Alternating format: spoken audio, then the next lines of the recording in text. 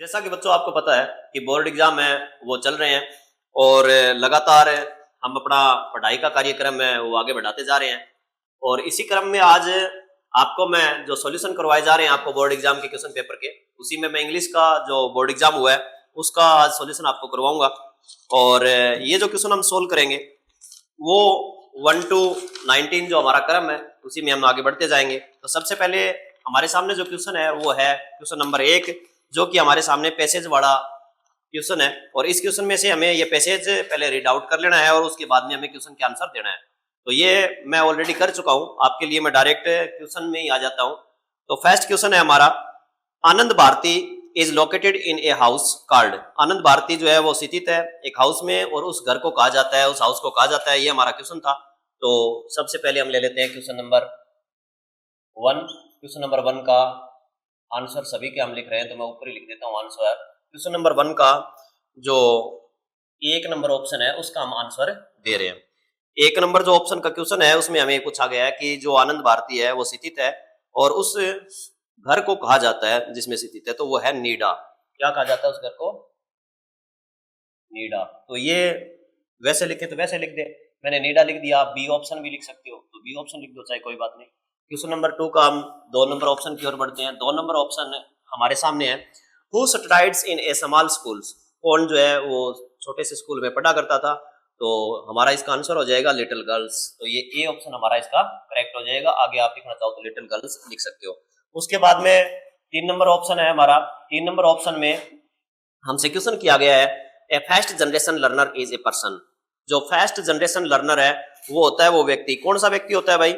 Who is the first in the family to go to the school. तो ये कौन होता है? Who is the, B option आपका यहाँ पर करेक्ट हो जाएगा। उसके बाद में है 4 नंबर, और 4 नंबर के अंदर जो है what are common features of the school. School की कॉमन फीचर क्या होती है? तो इस पैसेज के अकॉर्डिंग इसने कहा कि फील्ड ट्रिप्स होती है, डिस्कशन ऑन करंट इवेंट होता है, इनोवेटिव टीचिंग मेथड होते हैं। तो ये सभी के सभी होते हैं। तो आपका आंसर हो जाएगा ऑल ऑफ द अबव। तो इसका डी है वो करेक्ट हो जाएगा। उसके बाद हम 5 नंबर ऑप्शन की ओर चलते हैं। 5 नंबर जो हमारा क्वेश्चन है इस फर्स्ट क्वेश्चन का वो है, the children in the schools are transform into. बच्चे जो है वो ट्रांसफॉर्म हो जाते हैं, बदल जाते हैं। किस में बदल जाते हैं? कॉन्फिडेंट इंडिविजुअल में बदल जाते हैं, डलर्ड्स में बदल जाते हैं, पॉलिटिशियन में बदल जाते हैं, या टीचर्स में बदल जाते हैं। तो ये जो चारों ऑप्शन है इनके अंदर हम देखें तो सबसे सुटेबल ऑप्शन हमारा जो करेक्ट होना चाहिए वो होगा कॉन्फिडेंट इंडिविजुअल। जरूरी नहीं कि वो एक पॉलिटिशियन बने, जरूरी नहीं कि वो टीचर बने, जरूरी नहीं है कि वो डल टाइप में डलर्ड बन जाए। तो हमारा सीधा सा आंसर हो जाएगा इसका ए नंबर जो ऑप्शन है वो इसका करेक्ट है। उसके बाद 6 नंबर है, 6 में आ गए हम। तो 6 में पूछा गया है, who set up Anand Bharati school. Anand Bharati school है वो किसके द्वारा स्थापित किया गया था?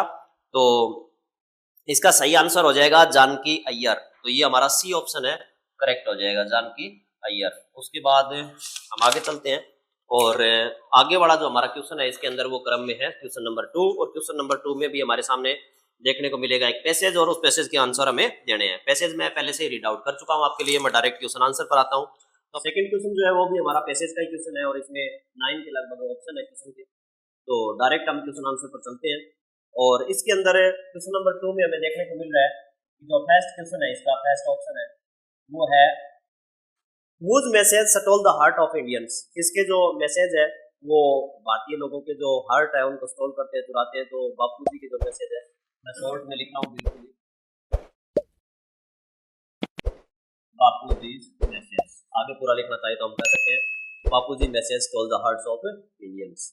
उसके बाद में सेकंड ऑप्शन है, सेकंड ऑप्शन में हम चलते हैं और देखते हैं क्वेश्चन में क्या पूछा गया है, who becomes India soldiers of freedoms. Bharat की जो फ्रीडम है, स्वतंत्रता है, उसके सोल्जर कौन बने थे? तो इसमें हमारा आंसर रहेगा man, man, women and even childrens. जो छोटे चिल्ड्रंस है, इवन है, इवन है लिटिल चिल्ड्रन। ये सभी जो है आपके क्या थे? सभी के सभी जो है becomes India's soldiers of freedom. ये सभी भारत की आजादी के जो है सोल्जर बने थे, सिपाही बने थे। उसके बाद हम क्वेश्चन नंबर 3, इसका 2 था जो 3 नंबर ऑप्शन है, सॉरी, इसके अंदर चलते हैं और इसमें हम देखते हैं why are you and I fortunate, आप और मैं भाग्यशाली क्यों है, ये पूछा गया है। तो इसमें हमारा आंसर हो जाएगा, सीधी सी बात है, इसके भाग्यशाली खुद के और आपके भाग्यशाली होने का कारण क्या बताया गया है, इसमें बताया गया है क्योंकि हम क्या कर सकते हैं, बिकॉज वी कैन बिकम, हम जो क्या कर सकते हैं, हम बन सकते हैं भाई, वी कैन सी कह सकते हो आप, सी बोल देता हूँ मैं direct, can see becoming, becoming हम क्या देख सकते हैं, बिकमिंग्स हिस्ट्री, हिस्ट्री एंड एंड और इस हिस्ट्री में क्या कर सकते हैं, and also, sorry also, and also took part, हम जो है इस हिस्ट्री में भाग भी ले सकते हैं, पार्ट इन इट, हम इसमें भाग भी ले सकते हैं, हम इतिहास बनते देख भी सकते हैं। और किस चीज़ के इतिहास की बात की जा रही है, तो इसमें आप साथ में समाहित करना चाहिए तो इस बात को करते हैं, Indian freedom movement, Indian, Indian bracket में लिख देता हूँ, फ्रीडम, इंडियन फ्रीडम मूवमेंट,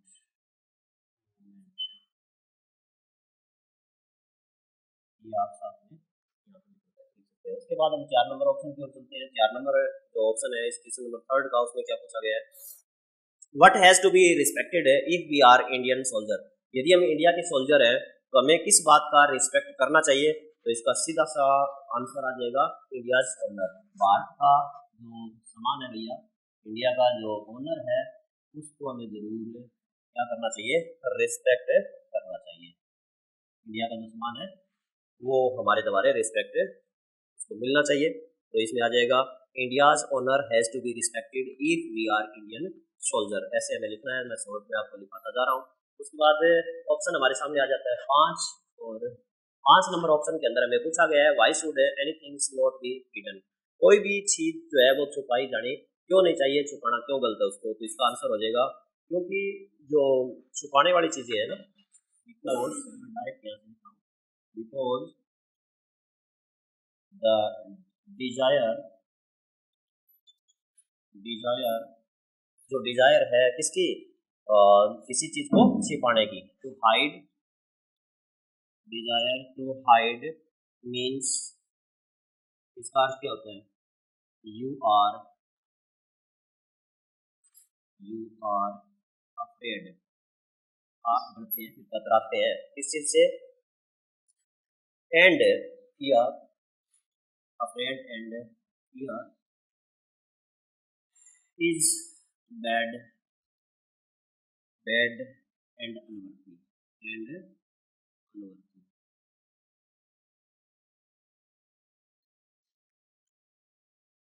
देखो भाई ये बात तो सही है कि भाई इसका मतलब क्या है, ऐसी डिजायर जो छुपाने की इच्छा होती है वो अपने, और जो फिर उसके माध्यम से हमें क्या है, कोई चीज छुपा रहे हैं तो इसका मतलब डरना निश्चित है, और ये जो डरना और फियर को दिखाना है ये शो करता है पूरी चीज को, ये अनवरत है, बेकार की चीज है, महत्वपूर्ण नहीं है, तो हमें क्या नहीं करना चाहिए, बिल्कुल भी हिडन की तरफ है नहीं जाना चाहिए, कोई भी चीज हमें छुपानी नहीं चाहिए। उसके बाद में 6 नंबर ऑप्शन की ओर हम चलते हैं। 6 नंबर ऑप्शन में हमसे पूछा गया है, what can not be done under Bapuji leadership, Bapuji की लीडरशिप में क्या नहीं किया जा सकता है, तो इसके अंदर आ जाएगा, देयर इज नो रूम, और पीछे वाला जो क्वेश्चन है हमारा उसी के साथ में ये हमारा जुड़ा हुआ है, देयर इज नो रूम, कोई स्पेस नहीं है, कोई जगह ही नहीं है किसी चीज के लिए, किस चीज के लिए, और सकेर्सी, सकेर्सी के लिए सकेर्सी में होता है वही छुपा करके रखना कोई चीज को, और हाइडिंग, और ये हमारा इसका आंसर रहेगा। उसके बाद हम चलते हैं आगे वाले क्वेश्चन पर, और आगे वाले क्वेश्चन में कहा गया है कि how will you grow up if you are unafraid, यदि आप भयभीत नहीं हो, बिना डर के हो, तो आप किस प्रकार से ग्रो अप होंगे, किस प्रकार से आप बढ़ेंगे, तो हमारा ये 7 नंबर ऑप्शन है, और 7 नंबर ऑप्शन को मैं यहाँ पर ले लेता हूँ। 7 नंबर ऑप्शन में हम क्या देखेंगे, तो देन यू विल ग्रो, आप फिर कैसे ग्रो करोगे, यू विल ग्रो कैसे ग्रो होगे भाई? बिना डर के ग्रो होने वाले हो आप। जब आप ऐसे ग्रो होगे, a child of a child of light, है ना, प्रकाश के पुत्र की भांति कह लो आप। आपका फिर ग्रो अप होने वाला है, आपका पालन पोषण होने वाला है। एकदम आप अनअफ्रेड रहोगे, डरोगे नहीं आप, बिल्कुल भयभीत हुए बिना आपका पालन पोषण होगा, अनअफ्रेड रहना है बिल्कुल भी। और उसके बाद में कहा जाए तो सीरीन रहोगे, सीरीन भी रहोगे, एंड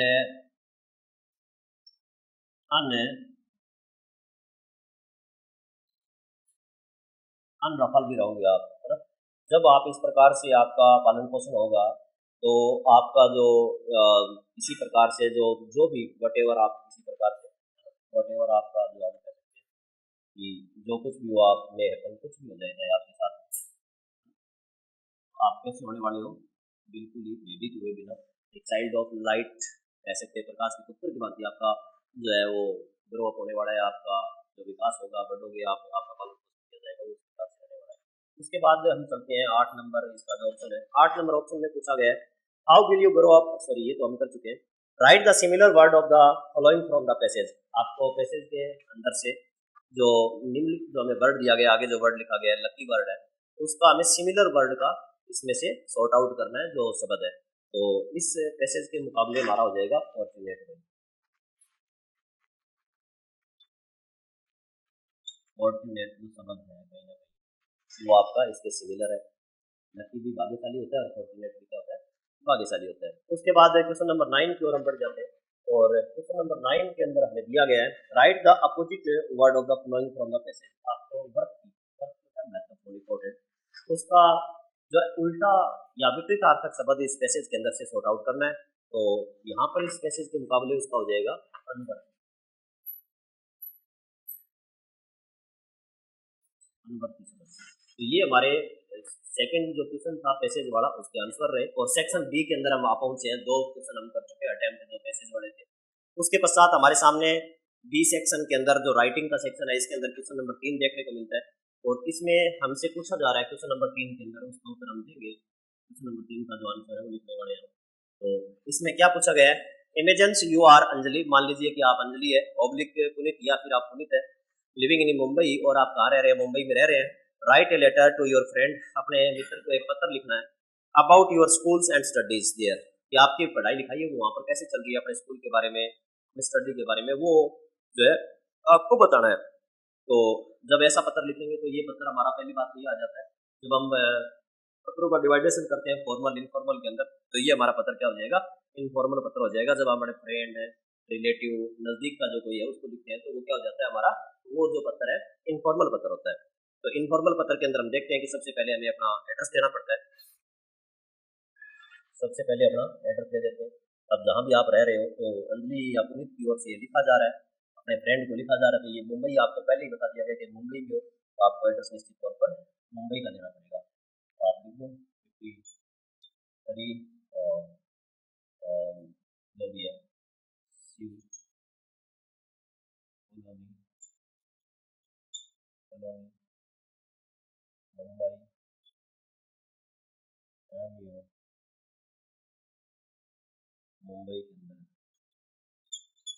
मुंबई, ये आपका सेल्फ एड्रेस हो गया। सेल्फ एड्रेस के बाद में आप सबको नीचे डेट लगा देते हो, तो डेट जो भी आपको रहेगी वो आपने लगा दी। मान लीजिए आपने डेट लगाई है 27 फरवरी 2020, ये आपने मान लीजिए डेट यहाँ पर लगा दी है। उसके पश्चात आपको संबोधन लगाना है, आपका जो जो फ्रेंड है उसका नाम आपको लिखना है, सीधी सी बात है। डियर, एक एक लाइन का गैप आपको छोड़ते जाना है, डियर राकेश, राम, श्याम, जो भी है आप यहाँ पर मेंशन कर देंगे। और उसके बाद में तो आपको लिखना है, क्या लिखना है, आपको क्या बताना है इसके अंदर? तो इसने कहा है write related to your friend about your school and studies there, कि आपका स्कूल और स्टडी है वो स्कूलिंग कैसी चल रही है, पढ़ाई लिखाई कैसी चल रही है, वही बात बतानी है यहाँ पर। तो आप कहोगे I am L and healthy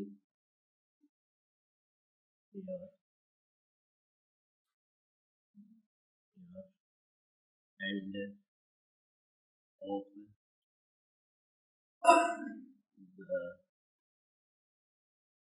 M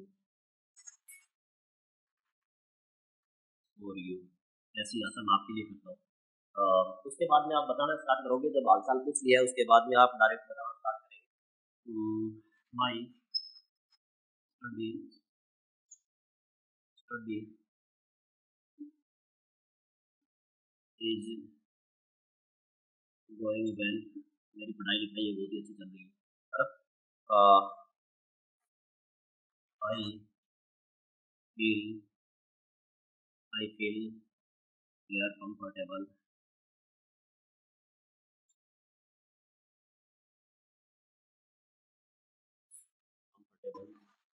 and well settles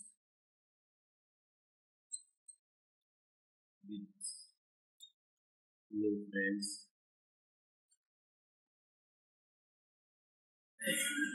and teachers,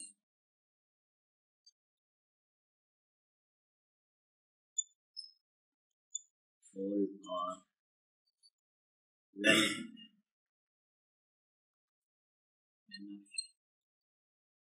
सभी बहुत ही अच्छे मैनर वाले हैं और डिफरेंट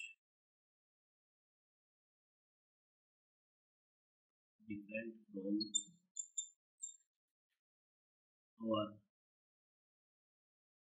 village atmosphere, हमारा जो गांव में माहौल है उससे बिल्कुल यहाँ पर माहौल अलग है। ये हम बता देंगे कि ऐसे ऐसे फ्रेंड है यार, यार my school has large building, large building,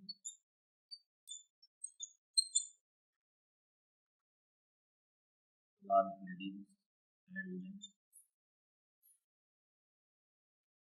and number of students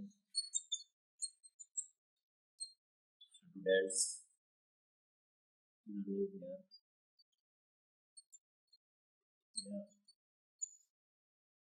yeah, under guidance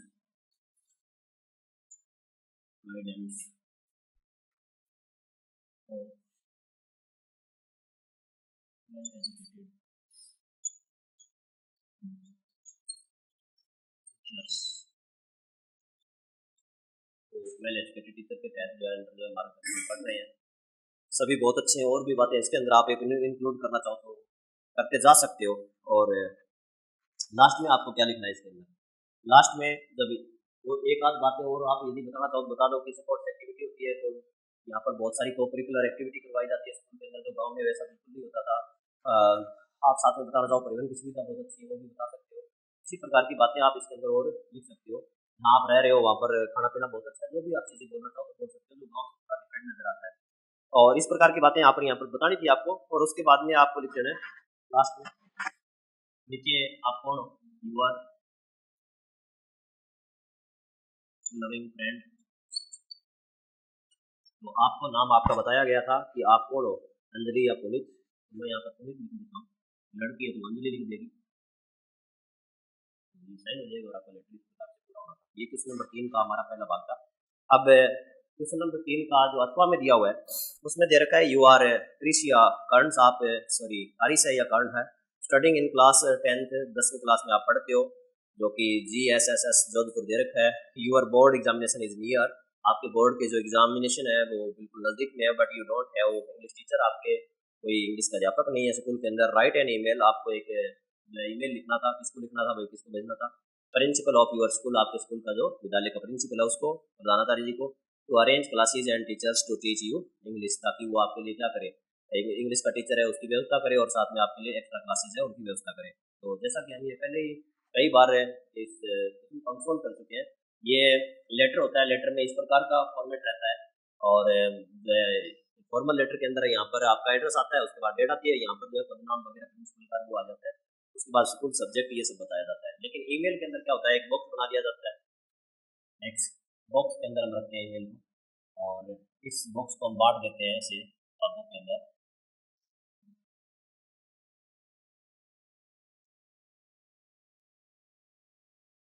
ऐसे डिवाइड करते हुए सबसे पहला जो ब्लॉक होता है इसके अंदर हम 2cc BCC और यहाँ पर आपका रहता है टेक्स्ट।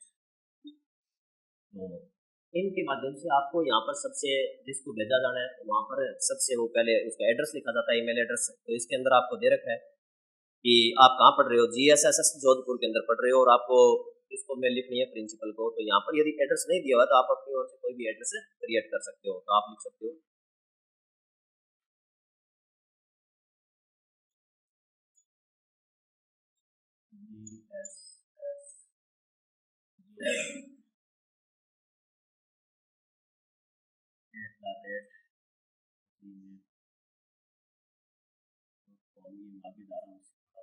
के अंदर ही रहना चाहिए।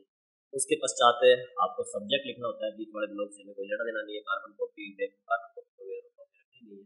तो उसके पश्चात हम चले जाते हैं सब्जेक्ट पर। सब्जेक्ट आपका क्या हो जाएगा,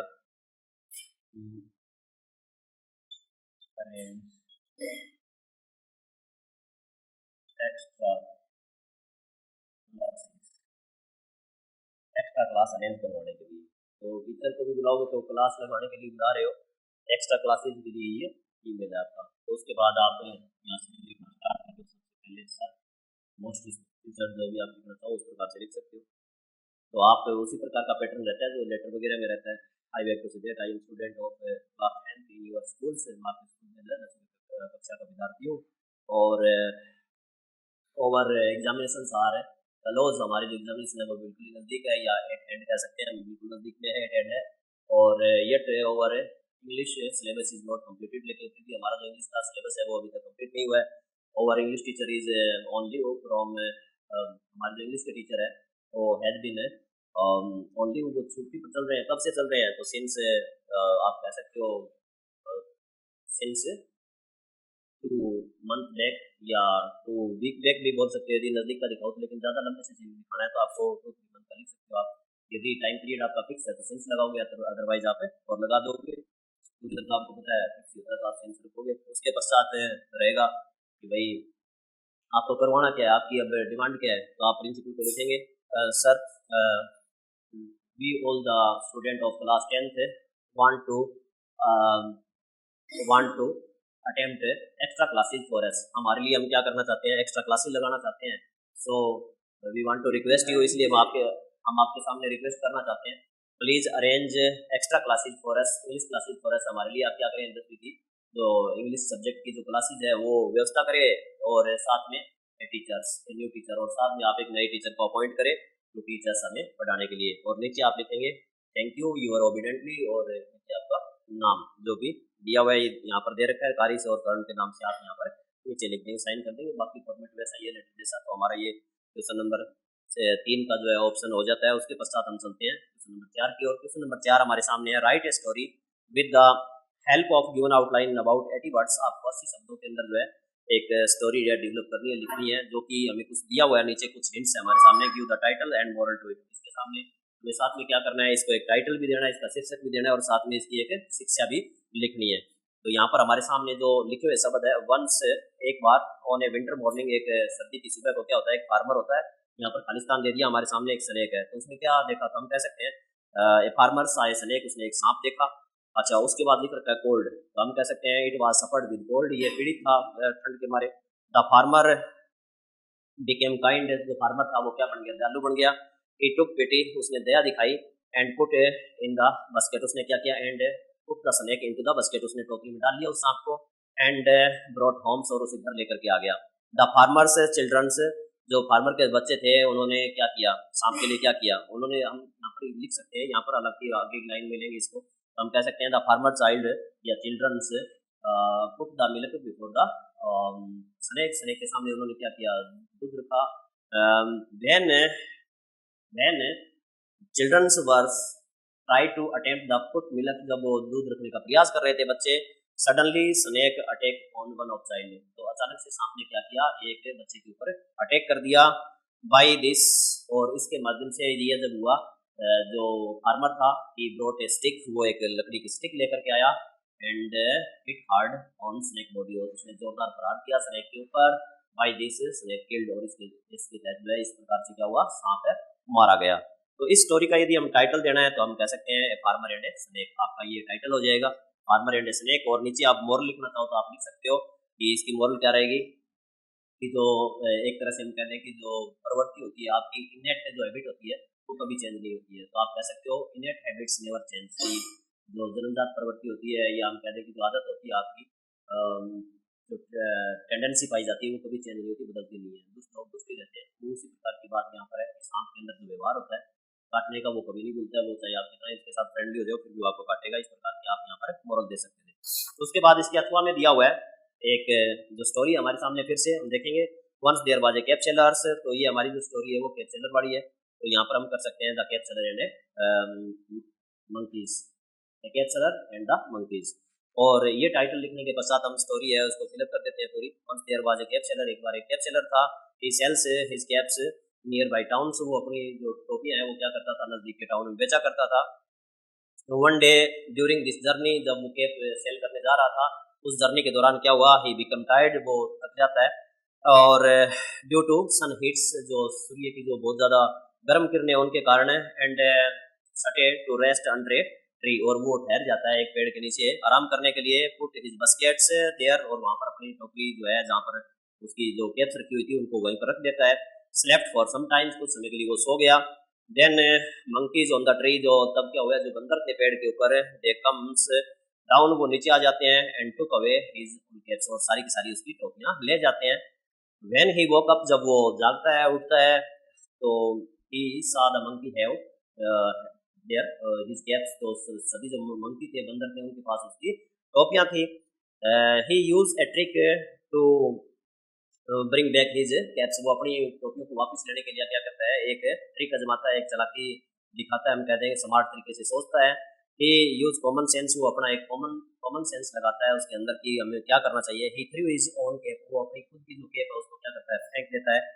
and the monkeys did the same, और इसी प्रकार से पीछे पीछे बंदर है उन्होंने भी किया, उन्होंने भी अपनी जो कैप्स है उनको फेंक दिया। ही कलेक्टेड ऑल द कैप्स, और उसने उसके बाद क्या किया, सारी टोपियां जो है कलेक्ट कर ली, इकट्ठी कर ली, और and went to home happily, और खुशी खुशी अपने घर लौट गया, चला गया। ये हमारे सामने स्टोरी थी। तो इसकी मोरल क्या हो जाएगी, यूज स्मार्ट वे। हम कह सकते हैं कि अपना एक स्मार्ट वे से हमें थिंकिंग करनी चाहिए, या यूज योर माइंड कर सकते हो आप, यूज योर विटनेस कर सकते हो, अपनी बुद्धिमत्ता का यूज करके कुछ भी आप मोरल इस प्रकार की लिख सकते थे। उसके पश्चात हमारे सामने क्वेश्चन नंबर 5 आ जाता है। क्वेश्चन नंबर 5 में क्या दिया हुआ है, हमारे सामने 80 वर्ड्स में एक हमें आर्टिकल लिखना है, पैराग्राफ।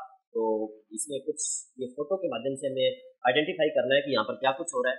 तो ये जो चित्र है मैं आपको दिखाना चाहूंगा, इस चित्र के अंदर क्या दिखाई दे रहा है कि कुछ जो बच्चे हैं वो उनके हाथ में ब्रूम है, और कुछ जो बच्चे हैं वो पेड़ पौधों की ट्रिमिंग कर रहे हैं, और इस प्रकार का नज़ारा हमारे सामने है। साफ सफाई काम भी चल रहा है, साथ साथ में पौधों को पानी दिया जा रहा है। तो इसके अंदर हम क्या कर सकते हैं, हम यही क्या बोल सकते हैं, एक तो अच्छा सा टाइटल देना है। तो टाइटल दें तो इसको हम कह सकते हैं cleanliness is next to godliness. Cleanliness है वो भगवान की जो अगली पंक्ति हम कह सकते हैं उसकी, जो यदि भगवान की बात करते हैं तो उसके आगे की बात आती है तो साफ सफाई की आती है, वो हम टाइटल दे सकते हैं। और उसके बाद हम ये बोल सकते हैं कि इन दिस पिक्चर से इज डिपिक्टेड अबाउट क्लीनलीनेस, ये जो पिक्चर है हमारी डिपिक्ट कर रही है साफ सफाई की बात। एंड साथ में हम इसके और यदि वर्णन करना चाहें तो हम कह सकते हैं this picture also inspire us to save trees, ये जो पिक्चर हमें पेड़ पौधों को सुरक्षित करने को भी इंस्पायर कर रही है। इन दिस पिक्चर, इस पिक्चर के अंदर, फोटो के अंदर हम क्या देख सकते हैं, वी कैन सी पीपल्स और childrens are clean their surrounding, वो अपने आसपास का क्षेत्र उसको क्या कर रहे हैं, क्लीन कर रहे हैं। विद ब्रूमिंग्स एंड स्वेपिंग्स, क्या कर रहे हैं, ब्रूमिंग करते हुए, झाड़ू लगाते हुए और स्वेपिंग करते हुए। और साथ में some childrens also watering the plants, कुछ जो बच्चे हैं वो क्या कर रहे हैं, पौधों को पानी दे रहे हैं। One of the child is trimming the plant, एक जो बच्चा है वो ट्रिमिंग कर रहा है, सुंदर कटाई कर रहा है पौधों की। और some childrens are busy to plant the samplings, कुछ जो बच्चे हैं वो क्या कर रहे हैं, बिजी है, किसके अंदर बिजी है, सैम्पलिंग को प्लांट करने में, पौधे लगाने में। तो in this picture we can see, इस पिक्चर में हम देख सकते हैं चिल्ड्रंस और are very careful about surroundings, अपने आसपास का जो माहौल है उसको सजाने संवारने में, डेकोरेट करने में बच्चे बहुत ही केयरफुल है, जागरूक है। They are try to keep surroundings clean, वो अपने आसपास का क्षेत्र है उसे साफ सफाई में एकदम स्वच्छ रखने के लिए प्रयास कर रहे हैं, और वो इसमें बिजी है और वो बहुत ही सावधान है। सो वी आल्सो, इसलिए हमें भी क्या करना चाहिए, we also becomes motivate through the children act, इन बच्चों का जो कार्य है उसके माध्यम से हमें भी मोटिवेट होना चाहिए और we also to do like this, हमें भी इसी प्रकार के काम करने चाहिए। तो इस प्रकार की बातें हम यहाँ पर बोल सकते थे। ये 80 शब्द हमारे लगभग ज्यादा ही हो गए होंगे। उसके बाद हम चलते हैं, इसके जो अथवा में क्वेश्चन दिया हुआ है वहां पर दिया हुआ है right a paragraph in about 80 words, आपको 80 शब्दों में एक पैराग्राफ लिखना है। किसके बारे में लिखना है? टीचर डे सेलिब्रेशन के बारे में लिखना है। तो टीचर डे सेलिब्रेशन जो होता है, शिक्षक जो उत्सव पहले हमें उसके ऊपर किया क्या जाता है, उसके अंदर जो बच्चे होते हैं वो एक तरह से रोल प्ले करते हैं टीचर का, और उस दिन जो टीचर्स है उनके प्रति रिस्पेक्ट है वो शो किया जाता है बच्चों के माध्यम से। हम कह सकते हैं children show their respect toward their honourable teachers, वो अपने सम्माननीय अध्यापकों के प्रति सम्मान दिखाते हैं। सेलिब्रेटिंग दिस डे, इस डे को सेलिब्रेट करते हुए। They also make present some kind of little bit of present to their respective teacher, वो अपने सम्मानित टीचरों को कुछ छोटा मोटा जो गिफ्ट है तोहफे है वो भी देते हैं। और साथ में जो इस प्रकार के आयोजन है स्कूलों के अंदर रखे जाते हैं।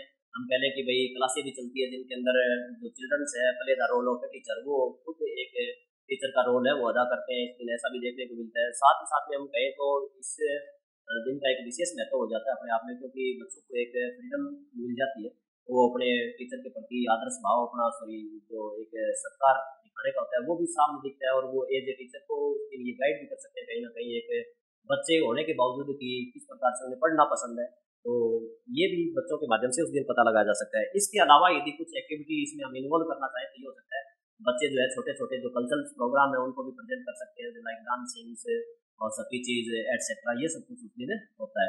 तो टीचर डे सेलिब्रेशन में हमें यही बातें लिखनी थी। उसके बाद में क्वेश्चन नंबर 6 की ओर चलते हैं। तो ये हमारा सेक्शन सी आ जाता है, ग्रामर का सेक्शन है। तो इसके अंदर हमें सबसे पहले क्वेश्चन नंबर 6 में देखने को मिलेगा फिल इन द ब्लैंक्स। तो हमें कुछ ब्लैंक्स जो है रिक्त स्थान दिए गए उनको फिलअप करना है अप्रोप्राइट वर्ब के साथ में, जो कि ब्रैकेट में आपके सेंटेंस के सामने दी गई है। तो पहला हमारा क्वेश्चन नंबर 6 का जो 1 नंबर ऑप्शन है उसमें हमें देखने को मिल रहा है the sun Khalistan in the east, सूर्य जो है वो ईस्ट की ओर। तो ब्रैकेट में वर्ब है राइज, उदय होता है। तो ये एक सार्वभौमिक सच्चाई है, यूनिवर्सल ट्रूथ है। ऐसे जो वाक्य होते हैं उनके अंदर वर्ब की फर्स्ट फॉर्म का प्रयोग किया जाता है, और यदि सब्जेक्ट है वो सिंगुलर रहता है तो उसके साथ में एस का प्रयोग होता है। तो यहाँ पर हमारा हो जाएगा राइजेस, RISES, राइजेस। उसके बाद में हम चले तो इसका सेकंड ऑप्शन जो वर्ब का ही है, we Khalistan take board exam for 15 days. तो इसमें फॉर 15 डेज ये दिखाता है। ये टेंस है वो आपका कौन से टेंस का है? ये सीधा सीधा आपका जो है प्रेजेंट परफेक्ट कंटिन्यूस टेंस का वाक्य बनता है। Present perfect continuous yes. तो उसमें क्या आ जाएगा आपका? वी है तो प्लूरल आ जाएगा हैव, बीन और टेक। यदि फॉर्म दी हुई तो उसके आगे ING लग जाएगी, टेकिंग। ये हमारा करेक्ट हो जाएगा। उसके बाद हम क्वेश्चन नंबर 6 का जो तीसरा ऑप्शन है उसकी ओर चलते हैं। नंबर 3 ऑप्शन में हमारे सामने वर्ब दी हुई है, लेकिन ये हमारे ऑप्शनल है। My brother Khalistan here on next Monday. तो रीच हमें वर्ब यहाँ पर दी गई है, तो हमें 4 ऑप्शन है। विल रीच आएगा, रीचीज आएगा, रीच्ड आएगा, रीच आएगा। तो बिल्कुल इसमें नेक्स्ट मंडे दिखाई दे रहा है, तो ये अपने आप में संकेत है। ये सिंपल फ्यूचर का जो कहीं ना कहीं जो वाक्य है, तो इसके सिंपल फ्यूचर के अंदर हम क्या करते हैं? विल या सेल प्लस वर्ब की फर्स्ट फॉर्म का प्रयोग करते हैं। तो इसके अंदर बस एक ही जो ऑप्शन है उसके अंदर हमें दिख रहा है विल रीच, तो इसका ये आंसर करेक्ट हो जाएगा, ए ऑप्शन आपका विल रीच। उसके बाद हम चलते हैं 4 नंबर में हमें को देखने को मिलता है the patient Khalistan before the doctor came. Patient जो था वो डॉक्टर के आने से पहले क्या हुआ, जो है वो कहीं ना कहीं डॉक्टर के आने से। तो हम 3 नंबर जो ऑप्शन है वो कर चुके हैं। इसमें जो हमारा जो ऑप्शन सही था वो क्या था? ए ऑप्शन करेक्ट था 3 नंबर का। अब हम चलते हैं 4 नंबर की ओर। 4 नंबर में हमारे सामने है द पेशेंट खालिस्तान है। तो इसमें ब्रैकेट में वर्ब है die before the doctor came. Doctor के आने से पहले पेशेंट क्या हुआ? तो ये हमारा एक कंडीशन पर आधारित वाक्य है। इसमें हमें क्या दिखाई देता है? जिस वाक्य के अंदर बीच में बिफोर आया हो और एक साइड वर्ब की सेकंड फॉर्म जो केम आ रखी है पहले से, तो दूसरी साइड क्या आता है? हेड प्लस वर्ब की थर्ड फॉर्म आती है। तो इसमें हेड प्लस वर्ब की थर्ड फॉर्म एक ही ऑप्शन के अंदर है और वो ऑप्शन है बी। तो बी ऑप्शन हमारा क्या हो जाएगा? करेक्ट हो जाएगा। उसके बाद हम आगे चलते हैं। हम क्वेश्चन नंबर 7 में पहुंच चुके हैं, और 7 नंबर क्वेश्चन के अंदर हम क्या देख रहे हैं? Rewrite the following sentence changing them into indirect speech. हमें इनडायरेक्ट स्पीच में वाक्य को चेंज करना है। तो यहाँ पर हमारे सामने वाक्य है my mother said to me comma inverted comma star take care of yours health. तो ये हमारे सामने ये दिया हुआ है, तो इसको हम सोल्व कर लेते हैं। माई मदर, क्योंकि ये वाक्य जो है फर्स्ट फॉर्म के साथ स्टार्ट हो रहा है, तो इसके अंदर सेड टू है वो चेंज होगा भाव के अनुसार, और भाव यहाँ पर बनता है कि सलाह दे रही है माँ, तो क्या हो जाएगा एडवाइज्ड या सजेस्टेड, एडवाइज्ड। इसको एडवाइज किया मी, मुझे किया, तो यहाँ पर मी का मी आ जाएगा। और फिर उसके बाद इसमें जो कनेक्टिव लगता है या कंजक्शन लगती है हम कह सकते हैं वो टू लगेगा। और take care, take care of, अब यूअर है तो यूअर आपको पता है सेकंड पर्सन होता है, सेकंड पर्सन के अनुसार यदि चेंज करें इसके अंदर हम जाए तो जो मी है मी के अनुसार क्या हो जाएगा माई हो जाएगा, माई हेल्थ, ये हमारा ठीक हो जाएगा। उसके पश्चात हम चलते हैं 2 नंबर में, और 2 नंबर जो नरेशन का वाक्य है डायरेक्ट इनडायरेक्ट का, इसके अंदर देखने को क्या मिल रहा है, संजय सेड टू अच्चू, संजय ने अच्चू से कहा, क्या कहा भैया, combinated comma start, why do you work so hard, कि तुम इतनी ज्यादा कड़ी मेहनत क्यों करते हो, ये आगे जो टारगेट साइन आ जाता है और इन्वर्टेड कॉमा क्लोज हो जाते हैं। तो इसको हम जब सोल्व करेंगे तो क्या हो जाएगा, संजय संजय आस्क्ड, इंटरोगेटिव होता है उसके अंदर जो रिपोर्टिंग वर्ब वो चेंज होती है आस्क्ड के अंदर ज्यादातर, आस्क्ड अच्चू, क्या कहा भाई। तो इसमें वैसे तो इफ और वेदर का प्रयोग किया जाता है, लेकिन यहाँ पर क्योंकि डब्ल्यू एच वर्ड पहले ही आ रखा है जो कि कंजक्शन का काम करता है ये ऑलरेडी, तो वो का वही आ जाएगा। और उसके पश्चात है यू जो कि सेकंड पर्सन है वो अच्चू के अनुसार चेंज होगा, अच्चू को हम जानते नहीं, वो थर्ड पर्सन है तो उसके स्थान पर हम क्या लगा देंगे ही। और बात करें टेंस की तो यहाँ पर था डू यू वर्क, ये सिंपल प्रेजेंट को दर्शा रहा था, ये अब किस में चेंज हो जाएगा, ये सिंपल पास्ट में चला जाएगा। तो वर्क का हम क्या कर देंगे वर्क, और हार्ड का आ जाएगा so hard, sorry so hard का सो हार्ड, और लास्ट में फुल स्टॉप, इंटरोगेटिव साइन बिल्कुल नहीं लगाना है आपको। उसके बाद हम चलते हैं क्वेश्चन नंबर 8 की ओर। क्वेश्चन नंबर 8 में हमें क्या देखने को मिल रहा है, fill in the blanks with a verb in agreement with its subject, आपको सब्जेक्ट वर्ब एग्रीमेंट का वाक्य देखने को मिल रहा है। सेंटेंस आपको अप्रोप्राइट जो वर्ब है वो लगानी है जो आपके जो वाक्य के अनुसार या सब्जेक्ट के अनुसार सूट कर रही हो। तो 8 नंबर का 1 नंबर ऑप्शन हम देखते हैं, तो उसके अंदर है madam as well as your brother, तो इसमें एज वेल एज आया हुआ है, और जहां पर एज वेल एज आ जाता है उसके अंदर हमें फर्स्ट सब्जेक्ट को देखते हैं, और फर्स्ट सब्जेक्ट मैडम है जो कि सिंगुलर है, सिंगुलर है तो आगे कम या कम में से कम जाएगा। उसके बाद हम चलते हैं 2 नंबर की ओर। 2 नंबर में दिया हुआ है हमारे को वन ऑफ द स्टूडेंट्स, विद्यार्थियों में से एक, जब एक की बात कर ली तो सिंगुलर सब्जेक्ट लेगा, तो सीधी सी बात है इसमें वाज या वर है तो सीधा हो जाएगा क्या वाज। उसके बाद हम क्वेश्चन नंबर 9 की ओर चलते हैं। 9 नंबर क्वेश्चन जो है हमारा, change the following sentence into passive voice, हमें एक्टिव वॉइस के जो वाक्य है उनको पैसिव वॉइस में चेंज करना है। तो यहाँ पर दिया हुआ है my friend bot A bag for me, मेरा जो मित्र है वो क्या लेकर के आया, मेरे लिए एक बैग लेकर के आया। तो बैग किसके द्वारा लाया गया, मित्र के द्वारा लाया गया, वो हमें बनाना है इसका। तो क्या हो जाएगा ए बैग, 1 नंबर लिख लेता हूँ, ए बैग जो है वो क्या किया गया वाज बोट, क्योंकि बोट है वो सिंपल पास्ट है, सिंपल पास्ट है वो चेंज होकर के वाज वर्ब प्लस वर्ब की थर्ड फॉर्म में चला जाएगा। तो ए बैग अब सिंगुलर है तो हम बात करेंगे वाज, और जब ब्रॉट ऑलरेडी थर्ड फॉर्म है तो हमें कुछ और करने की जरूरत नहीं है। ब्रॉट किसके लिए लाया गया फॉर मी, तो जो है वो लिख दें फॉर मी, किसके द्वारा लाया गया, तो हम जो सब्जेक्ट को ऑब्जेक्ट बनाएंगे तो उससे पहले बाई लगाएंगे, जो मैंने लगा दिया है by my friend, by my friend हम ये लिख देंगे। उसके बाद 2 नंबर है इसका। 2 नंबर के अंदर हमें क्या देखने को मिलता है, मैडम टीचर्स अस इंग्लिश, मैडम हमें क्या पढ़ाती है इंग्लिश पढ़ाती है। तो जिनमें 2 ऑब्जेक्ट रहते हैं इसका वो आई भी आगे ला करके बनाया जा सकता था, ऐसे भी पढ़ सकते हैं, आई भी आप आगे ला सकते हो, कोई दिक्कत नहीं है। इसी प्रकार से दूसरा वाक्य भी है मैडम टीचर्स अस इंग्लिश, तो इसमें हो जाएगा आपका जो हम यहाँ पर बात कर रहे हैं मैडम टीचर्स एस इंग्लिश, तो we are taught English by madam, ये हम कर सकते हैं। तो एस को क्या कर लिया, वी निकाल लिया। जब एस ऑब्जेक्टिव केस के अंदर है तो उसे सब्जेक्टिव केस में बनाएंगे तो वो वी में बदल जाएगा। और उसके बाद में जब हम देखते हैं यहाँ पर टीचर्स है जो कि प्रेजेंट सिंपल दिखाता है, और ये is am are plus verb की थर्ड फॉर्म में जाता है, तो वी है वो बहुवचन है, इसके साथ में हम आर लगाएंगे। आर थर्ड फॉर्म जो है टीच की क्या हो जाती है टॉट होगी। टॉट क्या पढ़ाया जाता है आपको इंग्लिश पढ़ाया जाता है,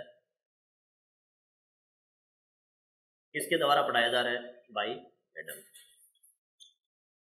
तो ये आपको बढ़ा देना था, ऐसे भी बढ़ा सकते हो और वैसे भी आप इंग्लिश को भी आगे ला करके पढ़ा सकते हो, कोई दिक्कत नहीं। तो उसके बाद हम चलते हैं क्वेश्चन नंबर 10 की ओर। क्वेश्चन नंबर 10 जो है आपका, उसमें पूछा गया frame question of the following. आपको नीचे जो सेंटेंस दिया हुआ है उसके लिए क्वेश्चन फ्रेम करना है। चिल्ड्रंस ईट चॉकलेट, बच्चे क्या खाते हैं भैया, चॉकलेट खाते हैं। अब ये आपका जो प्रेजेंट सिंपल का वाक्य साफ साफ दिखाई देता है। उसके बाद हमारे सामने वर्ड नाम से एक वर्ड दे दिया गया कि आपको वर्ड के साथ ही बनाना है, तो आप बाउंडेड हो पहले से ही वर्ड के साथ बनाने के लिए। अब हम प्रेजेंट सिंपल में देखते हैं कि हेल्पिंग वर्ब क्या होती है। तो इसमें चिल्ड्रन बहुवचन है, तो आपका आ जाएगा do. What do children eat, children क्या खाते हैं, और लास्ट में लगा दोगे इंटरोगेटिव साइन। उसके बाद में इसी का सेकंड ऑप्शन जो है, ये ऑप्शन नंबर 1 था, सेकंड ऑप्शन की ओर चलते हैं। सेकंड ऑप्शन में दिया हुआ है add question tag to statement given below. नीचे जो दी गया जो सेंटेंस है उसको हमें क्वेश्चन टैग लगाना है। पेरेंट्स लव देयर किड्स, मैं पूरा लिख लेता हूं ये। पेरेंट्स, पेरेंट्स जो है लव देयर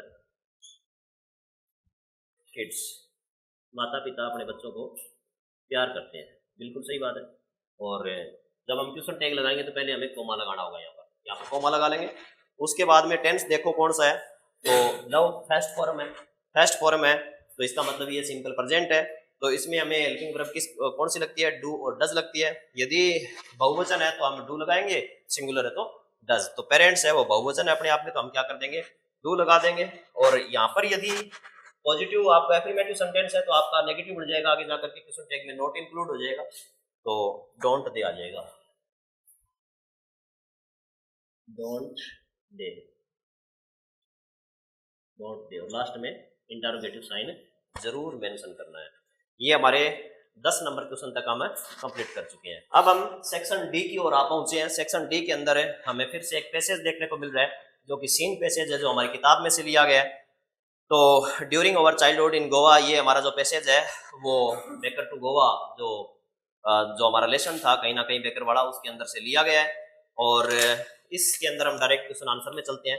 तो पहला जो हमारा ये option question number 11, question number 11 का डाल लेता हूँ ऑप्शन नंबर 1, इसका हम आंसर देंगे। तो यहाँ पर ये मल्टीपल चॉइस वाला क्वेश्चन है हमारे सामने, और इसके अंदर कहा गया the baker use to be, baker उस समय हुआ करते थे, फ्रेंड हुआ करते थे, कंपेनियन होते थे, गाइड होते थे, या सभी के सभी होते थे, ऑल ऑफ द अबव। तो इसमें आंसर आपका ठीक हो जाएगा ऑल ऑफ द अबव, ये तीनों चीज थे, तो बी ऑप्शन आपका इसका करेक्ट हो जाएगा। उसके बाद हम चलते हैं क्वेश्चन नंबर 11 का 2 नंबर जो ऑप्शन है उसकी ओर।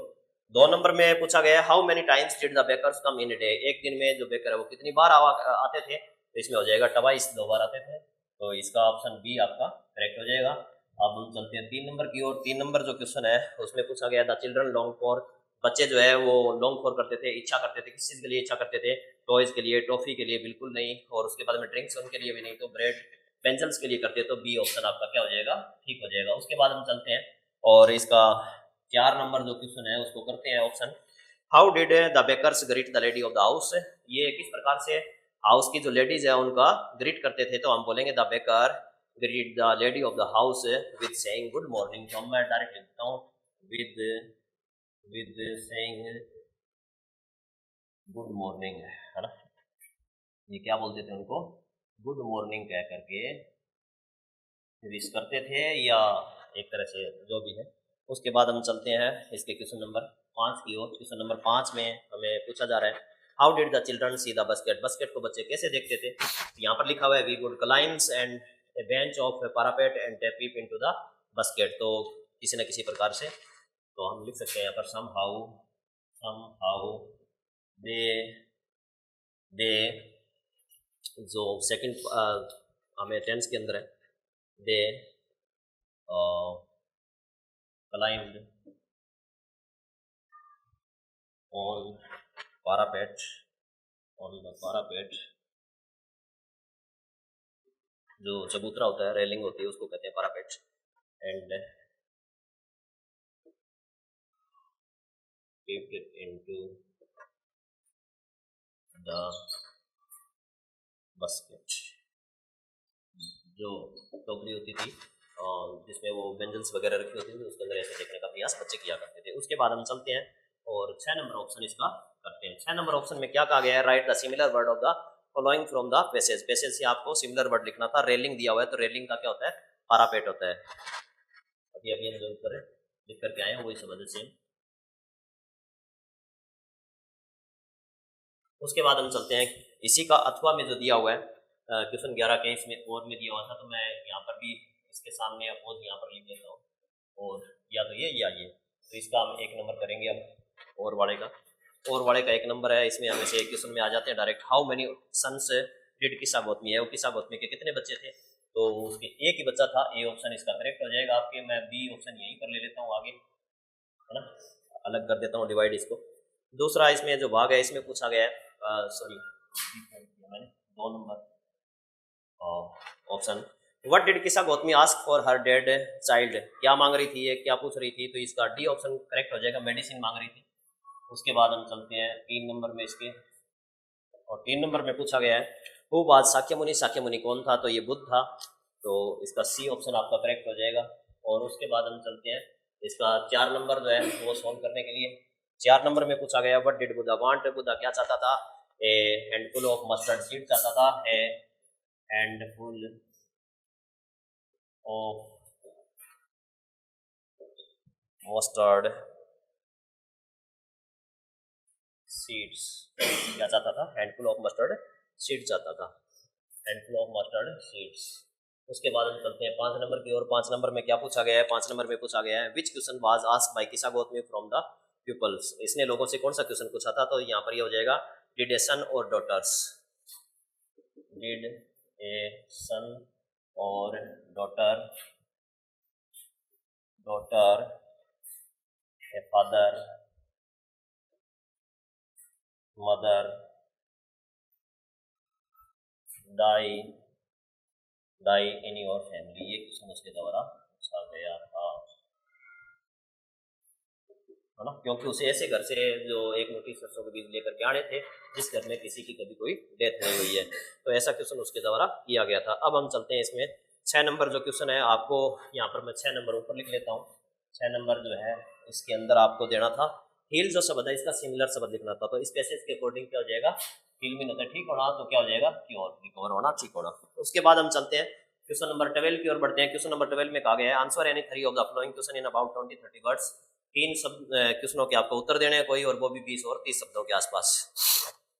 तो what is the story about the Kodavus peoples descent, Kodavus peoples का डिसेंट था, जो वो कौन से वंश से आए थे, कहाँ से आए थे, उनका जो मूल था, उसके बारे में कौन सी स्टोरी चलती है ये बताना था। तो हमारा 20-30 शब्दों के अंदर पर्सन का हमें उत्तर समाहित करना है। तो हम कह सकते हैं कि एक स्टोरी तो उनका जो चलती थी वो चलती थी कि वो सिकंदर की आर्मी से क्या हुए थे, वो यहाँ पर सटे कर गए थे और वापस नहीं गए थे, क्योंकि उनके लिए लौटना है वो इम्प्रैक्टिकल हो गया था। यहाँ पर उन्होंने यहाँ की लोकल जो महिलाएं हैं पुरुष उनके साथ शादियां कर ली और वो यहीं पर रहने लगे। और वो लोग कहते हैं कि कुरुक्षेत्र के लोग हैं, सॉरी उनको कुर्गिश क्षेत्र बोला जाता है जहाँ पर ये रहते हैं। और दूसरी जो स्टोरी इनके बारे में चलती है कि वो एक जो वस्त्र पहनते हैं लंबा सा फ्रॉक जैसा कुछ, तो वो खुफिया नामक बेल्ट लगाया जाता है, जो कि अरब क्षेत्र के जो लोग हैं वो भी इसी प्रकार का बेल्ट है, एम्ब्रॉयडर्ड बेल्ट है वो पहनते हैं। तो कहीं ना कहीं खुफिया से रिजेंबल होता है उनका जो ये शब्द है कोडू, ये कहीं ना कहीं इसी प्रकार से हम कह सकते हैं कि ये दूसरी स्टोरी है कि वो अरब मूल के हैं। तो 2 स्टोरी चलती है, एक तो सिकंदर की आर्मी के पार्ट के रूप में जो ग्रीक मूल के रूप में, और दूसरा उनका अरब मूल के होने का। उसके बाद हम चलते हैं इसका 2 नंबर ऑप्शन है हाउ डिड वल्ली प्लान हर बस राइड, बस राइड के लिए वल्ली कैसे प्लान करती है। तो वल्ली जो थी इसने बस राइड के लिए बहुत सारी प्लानिंग की थी। सबसे पहले तो इसने टाइमिंग नोट की थी कि बस है वो कब जा रही थी, कब वापस आ रही थी लौट के, और उसने ये भी नोट किया था कि जब वापस लौट करके आती है इस बीच में उसके घरवाले क्या कर रहे हैं, उसकी माँ क्या करती थी, तो वो नींद लिया करती थी। और उसने ये भी सवारी वगैरह उतरती थी बस से चढ़ती थी तो उनके मुंह से ये बातें सुनी थी कि भाई किस प्रकार से बस में जाना आना होता है, कितना किराया लगता है। उसने ये नोट कर लिया था कि 30 पैसे एक साइड के लगते हैं, 30 पैसे दूसरी साइड के लगते हैं, तो 60 पैसे उसके करीब हो जाएंगे। वो उसने बचाए थे, मेड़े वगैरह बहुत सारे लगे थे, उनके अंदर उसने कोई खर्च नहीं किया, टॉफी कैंडी झूले सब कुछ उसने डिवाइड कर दिया था वहां पर बस यात्रा करने के लिए। तो ये सब प्लानिंग थी वल्ली की बस में यात्रा करने के लिए। उसके बाद हम चलते हैं why does Anne a provide a brief sketch of a diary, इसने अपनी डायरी का एक ब्रीफ स्केच क्यों दिया था। तो क्यों देती है? क्योंकि वो इसीलिए देती है कि उसको पता था कि उसकी डायरी में से किसी को एक शब्द भी समझ नहीं आएगा यदि वो अपने खुद का एक ब्रीफ स्केच वो नहीं देती, अपने जीवन का बताती नहीं अपने बारे में, तो कोई समझ नहीं पाएगा रीडर कुछ भी, इसलिए। उसके बाद है who do you think help the narrator to reach safely. Narrator black aeroplane वाला जो लेसन है उससे लिया गया है कि नरेटर की कौन मदद करता है, तो मदद करने वाला कोई नहीं था वास्तव में। It is his own illusion, उसका खुद का ये भ्रम था, खाली ब्लैक एरोप्लेन को देखना और उसी भ्रम के कारण ही वो भ्रम में क्या पहुंच गया था, सुरक्षित उतर गया था साइड। इसके बाद में हम चलते हैं आगे और आगे हमारे सामने आ जाता है क्वेश्चन नंबर 13 नंबर जो क्वेश्चन है इसमें हमसे कहा गया कि 80 वर्ड्स के अंदर आपको उत्तर देना है। What does the sight of the food maiden scene suggested, ये जो आपका हिज फर्स्ट फ्लाइट वाला लेसन है उससे लिया गया है। और इसके अंदर हम देखते हैं कि सीगुल्स का जो बच्चा था वो पिछले 24 घंटे से भूखा एकदम अपने लेज के अंदर उधर बैठा हुआ था, वहां पर वो उड़ने का प्रयास नहीं कर पा रहा था क्योंकि उसको लग रहा था कि उसके पंख है उसको सपोर्ट नहीं करेंगे। वो डर रहा था समुद्र की जो गहराइयों को देख करके, बीच में जो इतना लंबा रास्ता उसको तय करना था उड़ने के लिए, तो वो हिम्मत नहीं हो पा रही थी, उसे लगता था कि पंख उसकी सहायता नहीं करने वाले हैं। जबकि दूसरी ओर उसके भाई बहन जो छोटे पंखों के थे अपेक्षा करके वो उड़ चुके थे, उनके माँ बाप उनको अच्छी स्किल सिखा रहे थे उड़ने की। और यहाँ तक कि उसका जो भाई था उसने एक हैरिंग मछली है उसको भी पकड़ा और उसको खाना स्टार्ट किया। ये उसकी माँ कुछ खा रही थी लेकर के अपने वो जो प्लेट्यू था सामने उसके ऊपर, तो इस दृश्य ने उसको व्याकुल कर दिया, एकदम विचलित हो गया वो कि माँ जो है खा रही है और उसको भी भूख लगी हुई है, बहुत ही उसको मुंह में पानी आने वाली बात उसके साथ है। जो दृश्य थे भोजन के वो उसको बिल्कुल व्याकुल कर रहे थे। इसी व्याकुलता के मारे क्या होता है, उसकी माँ जो है उसको एक सूझ आती है और वो माँ क्या करती है, एक मांस का टुकड़ा लेकर के उड़ करके उसके पास में जाती है और उसको भी इस प्रकार से चीर फाड़ करके मांस खाना बहुत ही पसंद था। और जब वो नजदीक जाती है तो होल्ट हो जाती है और तब ये बच्चा क्या करता है, अपनी माँ की ओर गिर पड़ता है उस व्याकुलता के अंदर उस भोजन को प्राप्त करने के लिए। और तभी क्या होता है कि ये 1 मिनट के बाद में क्या होता है, उसके पंख खुल जाते हैं और वो उड़ना स्टार्ट कर देता है। ये क्या दिखाता है, ये दिखाता है कि हमें बिना प्रयास के सफलता नहीं मिलती है, वो उस बच्चे ने प्रयास किया तभी वो सफल हुआ उड़ने के। तो ये फूड है वो इस प्रकार से उसको उड़ने के लिए एक तरह से क्या कर दिया, उसका उड़ना है वो सफल बना दिया, तैयार कर दिया उसको। तो ये किसके कारण हुआ था, उसकी भूख की व्याकुलता के कारण हुआ था, क्योंकि वो पिछले 24 घंटे से भूखा था, इसी कारण से भोजन को देख करके वो रोक नहीं पा रहा था अपने आप को, यही व्याकुलता यहाँ पर दी गई है। तो ये हमें 80 शब्दों के अंदर लिखना था। उसके बाद में how did Mandela hunger for freedom change his life, Mandela की जो हंगर ऑफ फ्रीडम है वो उसका जीवन कैसे बदल देती है भाई, पूरी तरह से बदल दिया था।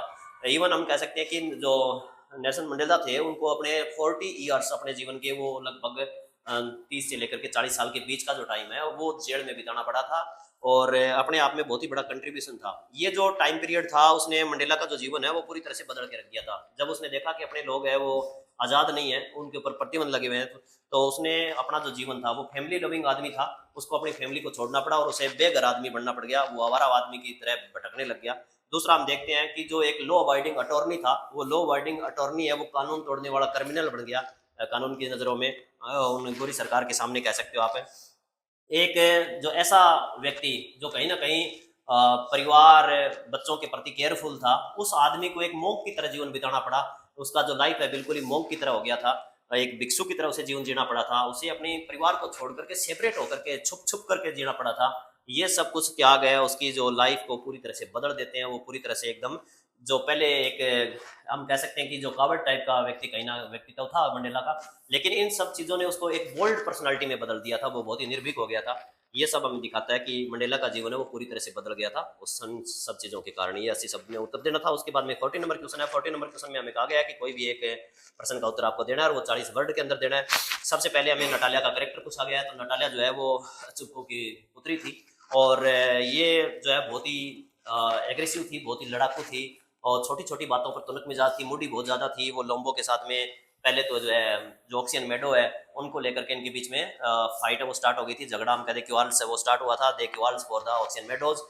एक तरफ जो लोम्बो था वो बोलता था कि हमारे थे कभी, जबकि वो नटालिया बोल रही है सदा से हमारे, ये सभी ये बात जानते हैं, बुरा भला एक दूसरे को बहुत कहते हैं। और उसके बाद में हम देखते हैं कि यहाँ तक कि गाड़ी गलौज उनके बीच में स्टार्ट हो जाती है।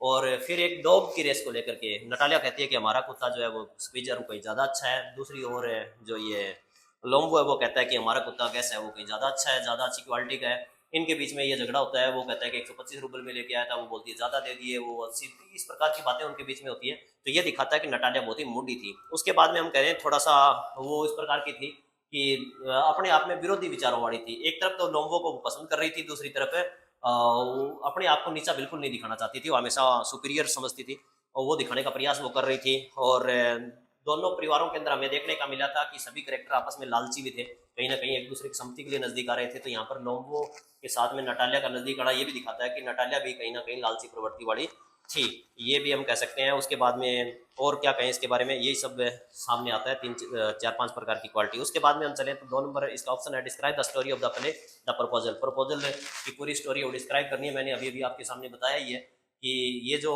प्ले है हमारा 3 इसके अंदर करेक्टर है वो साफ साफ इन्वॉल्व है, चुपकोब्स और नटालिया जो कि उसकी पुत्री थी, और लोम्बो जो कि एक नेबरिंग फार्मर था, बिग प्लांटर कह सकते हो आप। और दोनों परिवार है वो एक दूसरे के लिए इसलिए नजदीक आना चाहते हैं कि अब एक दूसरे की सम्मति का लालच है, और कहीं ना कहीं इनके पास पुराने समय से आपस में इनके रिश्ते चले आ रहे हैं। हालांकि चुप को वह दिखाने में बहुत ज़्यादा पसंद करता है लोम्बो को, लेकिन जब छोटी सी लड़ाई उनके बीच में छिड़ती है ऑक्सीजन मेडो को लेकर के, वहां पर हम देखते हैं कि एक दूसरे के ऊपर वो गाड़ी गलौज को उतराते हैं।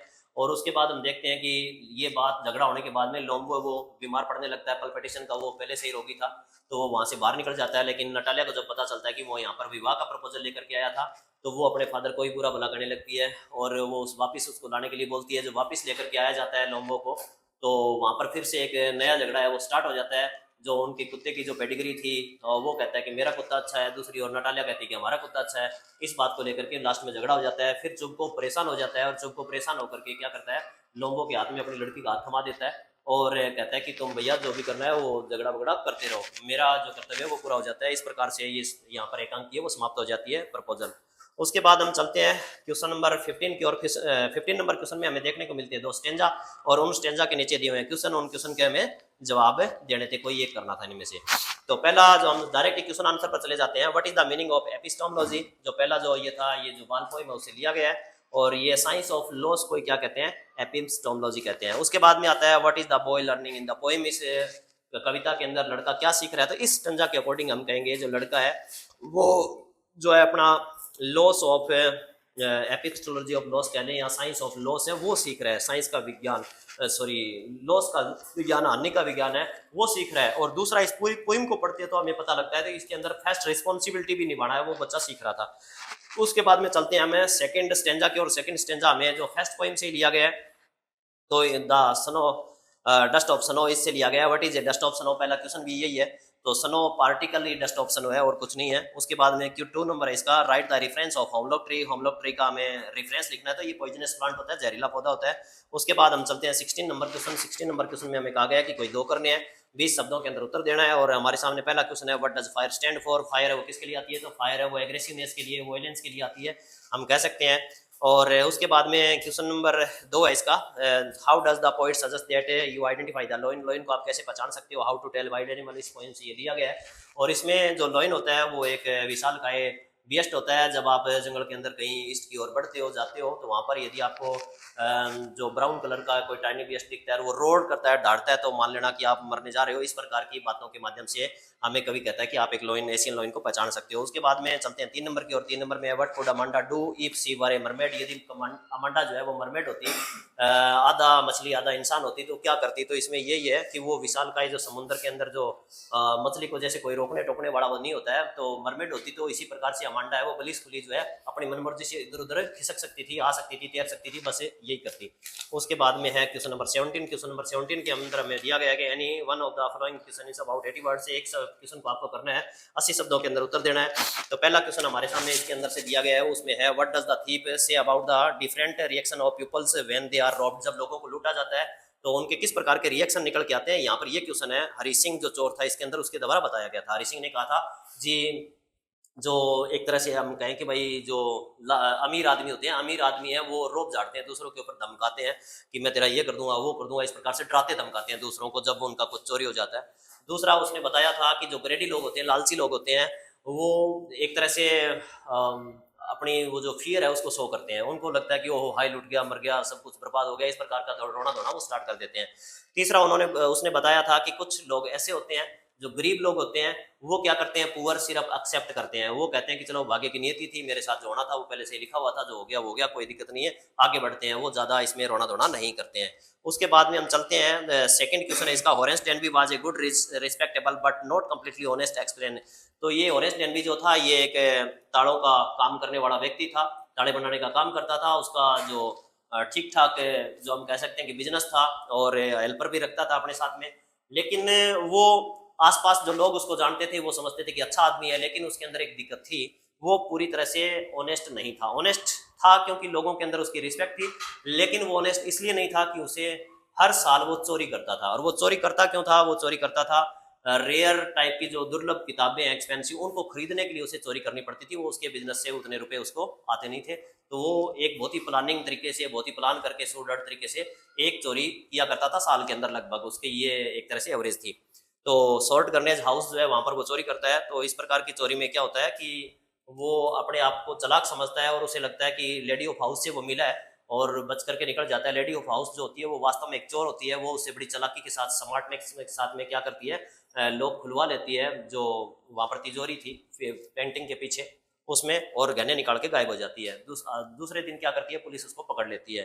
तो यहाँ पर ये जो स्टोरी थी इसके अंदर हॉरेंस डेन भी है। बहुत ही अपने आप को चालाक समझता था, लेकिन लास्ट में क्या होता है, वो खुद ही चीट हो जाता है और उसको पुलिस पकड़ लेती है। तो उसके अंदर बिल्कुल भी, जैसे कोई बोलता है कि चोरों में विश्वास होता है, वो बिल्कुल इस पर विश्वास नहीं करता, उसको क्रोध आ जाता है इस बात के ऊपर। तो ये क्वेश्चन ऑफ ट्रस्ट से दिया गया था, क्योंकि वो चोरी करता था, तो वो बिल्कुल हम नहीं कह सकते कि पूरी तरह से रिस्पेक्टेबल या ऑनेस्ट था, नहीं था। उसके बाद में हम चलते हैं क्वेश्चन नंबर 18 की ओर। क्वेश्चन नंबर 18 में है एनी टू, कोई दो करने आपको, जो 20 शब्दों के आसपास आपका रहेगा। Why does Mrs. Pamphare think the dog recovery is a triumph of surgery?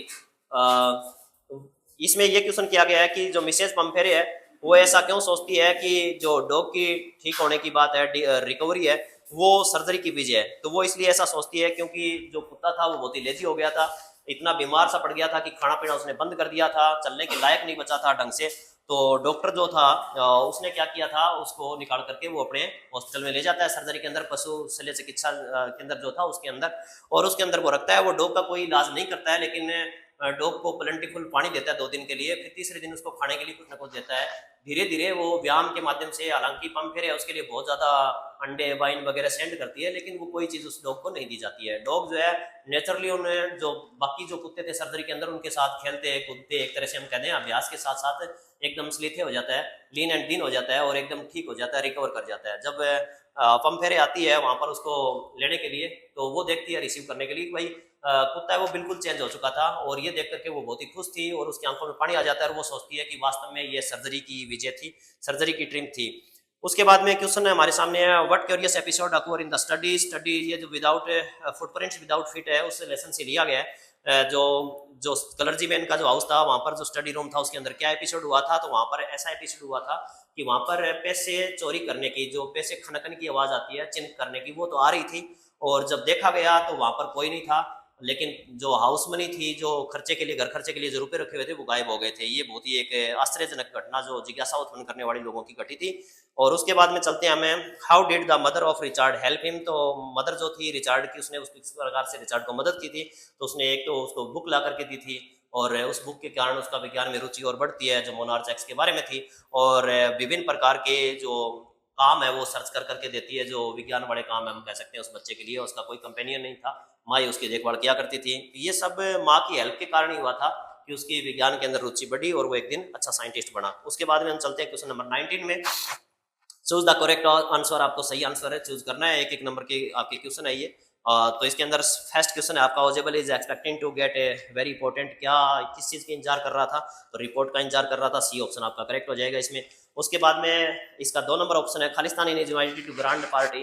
Khalistan को इनवाइट किया गया था ग्रांड पार्टी में, तो मैटलिडा है, इसको जो है क्या किया गया था, इनवाइट किया गया था ग्रांड पार्टी के लिए। उसके बाद है what was the name of गोली, गोली का नाम क्या था, तो इसमें सी ऑप्शन इसका करेक्ट हो जाएगा। सुलेखा था 3 नंबर का। उसके बाद 4 नंबर में चलते हैं, Khalistan is well known book of nursery rhyme in the English. ये जो ड्रामा था, book that saved the earth, इसमें से लिया गया है। इसमें मदर गुज नामक जो पुस्तक है वो वेल नोन बुक है नर्सरी राइम की। ये सब क्वेश्चन हमारे इस पेपर सॉल्यूशन के अंदर इन्वॉल्व है। 10th का जो बोर्ड एग्जाम आपका हुआ है, मैं आशा करता हूँ कि ये जो सॉल्यूशन है आपकी पूरी पूरी मदद करेंगे और आप अच्छे से समझ पाएंगे कि आपने कितना स्कोर किया है, कितना